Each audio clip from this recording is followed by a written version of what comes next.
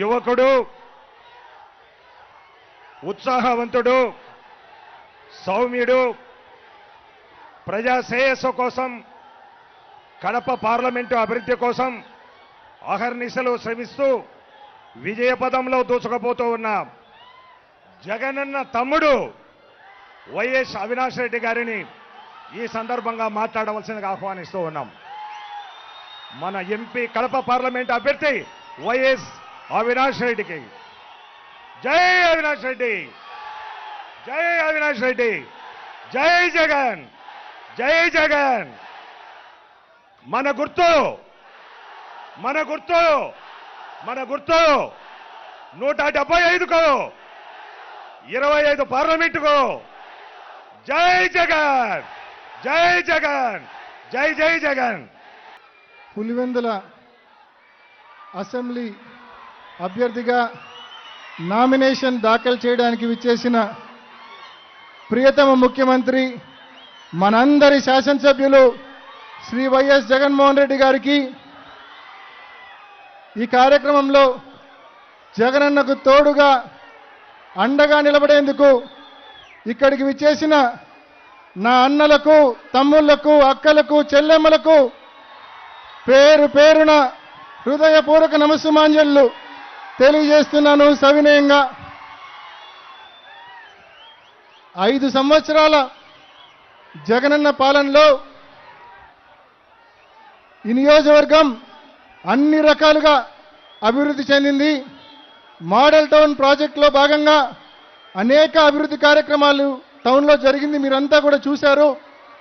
అదేవిధంగా ఎన్నికలప్పుడు ఏవైతే హామీలు ఇచ్చారో, సంక్షేమ పథకాలు చెప్పారో, చెప్పినవి చెప్పినట్టుగా గడిచిన 5 ఏళ్లలో ఎన్ని ఇబ్బందులున్నా, కోవిడ్ వలన 2 సంవత్సరాలు కోల్పోయినా చెప్పిన హామీలన్నీ కూడా అమలు చేసి చూపించారు జగనన్న.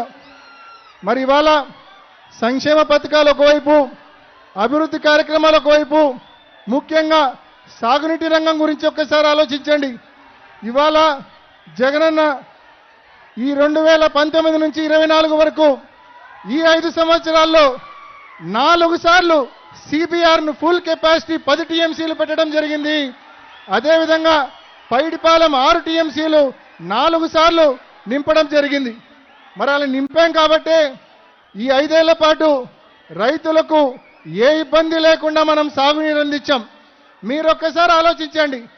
16 నెలల క్రితం చంద్రబాబు నాయుడు గారు ప్రాజెక్టుల సందర్శన పేరుతో, సాగునీటి ప్రాజెక్టుల సందర్శన పేరుతో మరి మన రాయలసీమ ప్రాంతానికి, అందులో భాగంగా పులివెందులకు కూడా రావడం జరిగింది. ఆయన పులివెందులకు వచ్చిపోయినాక ఈ 16 నెలల్లో వర్షమే లేదు, వర్షమే కనిపించలేదు. ఈ 16 నెలల్లో వర్షం పూర్తిగా దూరమైన పరిస్థితి చంద్రబాబు నాయుడు గారు సాగునీటి ప్రాజెక్టుల సందర్శన తర్వాత. మరి ఇవాళ అటువంటి పరిస్థితుల్లో మనం ఈ 16 నెలల కరువు కాలంలో కూడా ఎక్కడ ఇబ్బంది పడకుండా మనం లింగాల బ్రాంచ్ కెనాల్ కింద చెరువులు కావచ్చు, పీబీసీ కింద చెరువులు కావచ్చు, జీకేఎల్ఐ కింద చెరువులకు కావచ్చు, సమృద్ధిగా అరటి రైతులకు, చీనీ రైతులకు మనం నీళ్లు ఇచ్చామంటే జగనన్న ముందు చూపుతో సిబిఆర్లో 10 టీఎంసీలు పెట్టడం, పైడిపాలెంలో 6 టీఎంసీలు పెట్టడం వలనే అది సాధ్యమైందనే విషయాన్ని ప్రతి రైతు సోదరునికి కూడా తెలియజేస్తా ఉన్నా. ముఖ్యంగా పంటల బీమా గురించి ఒకసారి ఆలోచించండి. 2014 నుంచి 19 వరకు మన జిల్లా రైతాంగానికి 750 కోట్ల రూపాయలు మరి వ్యవసాయ బీమా వస్తే, పంటల బీమా వస్తే, జగనన్న ప్రభుత్వంలో 2019 నుంచి 24 వరకు 1100 కోట్ల రూపాయలు పంటల బీమా రైతులకు అందింది. అదేవిధంగా ఇన్పుట్ సబ్సిడీ 2014 నుంచి 19 వరకు చంద్రబాబు హయాంలో కేవలం 40 కోట్ల రూపాయలు మాత్రమే ఇన్పుట్ సబ్సిడీ రైతులకు అందింది. జగనన్న హయాంలో దాదాపు 2019 నుంచి ఈ 24 వరకు దాదాపు 278 కోట్ల రూపాయల ఇన్పుట్ సబ్సిడీ రైతుల ఖాతాల్లో, ఈ జిల్లాలో రైతుల ఖాతాల్లో జమ కావడం జరిగిందనే విషయాన్ని మీ అందరికీ మనవి చేస్తా ఉన్నాం. 2023 ఖరీఫ్లో వర్షాభావ పరిస్థితుల వలన మనం ఏదైతే నష్టపోయామో ఆ 2023 ఖరీఫ్కు సంబంధించిన పంటల బీమా వచ్చే జూన్ మాసంలో రైతుల ఖాతాల్లో తప్పకుండా జమ అవుతుందనే విషయాన్ని కూడా మీ అందరికీ కూడా మనవి చేస్తా ఉన్నా. మరి ఒకవైపు మొగమేరు మీరు చూస్తే గతంలో ఎలా ఉండేది, ఇప్పుడు ఎలా ఉండేదో ఒక్కసారి చూడండి. మొగమేరు కట్టలు పటిష్టం చేయడం జరిగింది, చెక్ డ్యాంలు నిర్మించడం జరిగింది, రైతులకు ప్రయోజనకరంగా చేయడం జరిగింది. అదేవిధంగా మొగమేరుతో పాటు మరోవైపు చక్రాయపేట మండలం చూడండి, గాలేరు నగరి హంద్రి నివాస్ సుజల స్రవంతి అనుసంధానంలో భాగంగా ఇప్పటికే అక్కడ కాలేటివాగు డ్యాంను 0.1 నుంచి 1.2 టీఎంసీల స్టోరేజ్ డ్యామ్గా దాన్ని పూర్తి చేయడం జరిగింది. ఇవాళ వర్షం నీళ్ళు వస్తే మనం అక్కడ పంప్ హౌస్ల నిర్మాణం పూర్తి చేస్తే మరి చక్రాయపేట మండలంలో దాదాపు 40 చెరువులకు నీళ్ళు ఇచ్చే అవకాశం ఉందనే విషయాన్ని మీ అందరికీ మనవి చేస్తా ఉన్నా.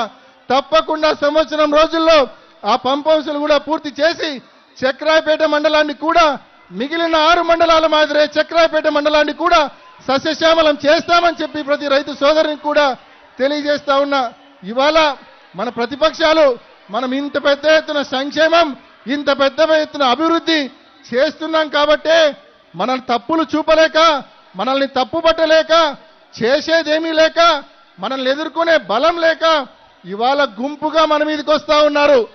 టీడీపీ, జనసేన, బీజేపీ కూటమిగా మన మీదకి వస్తా ఉన్నారు. ఎల్లో మీడియాను అడ్డు పెట్టుకొని విష ప్రచారాలు చేస్తా ఉన్నారు.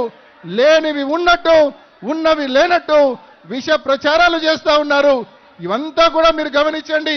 ఒక అబద్ధాన్ని 100 సార్లు చెప్తే అది నిజమవుతుందని చంద్రబాబు సిద్ధాంతం, ఎల్లో మీడియా సిద్ధాంతం. వాళ్ళ ట్రాప్ లో ఎవరు పడొద్దని చెప్పి ఇక్కడ ఉన్న సోదరులను, సోదరిమణులను అందరినీ కూడా మనవి చేసుకుంటూ, ఎంతమంది కలిసి వచ్చినా చంద్రబాబుతో పాటు ఎంతమంది ప్యాకేజ్ స్టార్ కావచ్చు, అదేవిధంగా బీజేపీ కావచ్చు, అదేవిధంగా పరోక్షంగా కాంగ్రెస్ పార్టీ కావచ్చు, అదేవిధంగా ఎల్లో మీడియా కావచ్చు, ఎంతమంది కలిసి వచ్చినా, ఎన్నడు తప్పుడు హామీలు మీరు ఇచ్చినా కూడా జగన్మోహన్ రెడ్డి గారిని టచ్ చేయలేరు అని చెప్పి మీ అందరికీ తెలియజేస్తా ఉన్నా. చంద్రబాబు నాయుడు గారు అండ్ కోకు మరి తప్పకుండా మీరెంతమంది వచ్చినా కూడా మీకు చాలా మంది స్టార్ క్యాంపెయినర్లు ఉన్నారు. కానీ జగన్మోహన్ రెడ్డి గారు ఒక్కడు. కానీ జగన్మోహన్ రెడ్డి గారికి అండగా రాష్ట్రంలో లక్షల మంది యువకులు, అక్కచెల్లెమ్మలు, అవ్వతాతలు, రైతులు జగన్మోహన్ రెడ్డి గారికి స్టార్ క్యాంపెయినర్లుగా ఉన్నారు. జగన్మోహన్ రెడ్డి గారికి అండగా నిలబడేందుకు మేమంతా సిద్ధమంటా ఉన్నారు రాష్ట్ర ప్రజానీకం అంతా కూడా.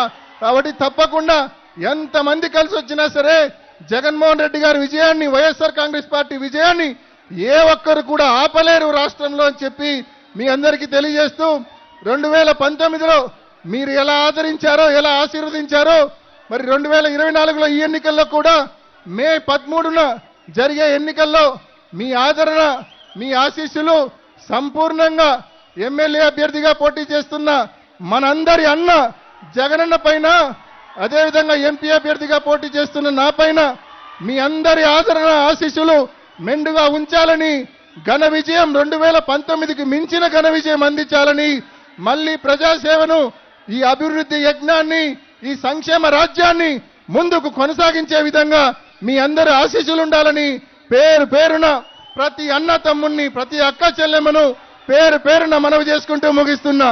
జై జగనన్న, జై జగనన్న, జై జగనన్న, జోహార్ వైఎస్ఆర్, జోహార్ వైఎస్ఆర్, జోహార్ వైఎస్ఆర్.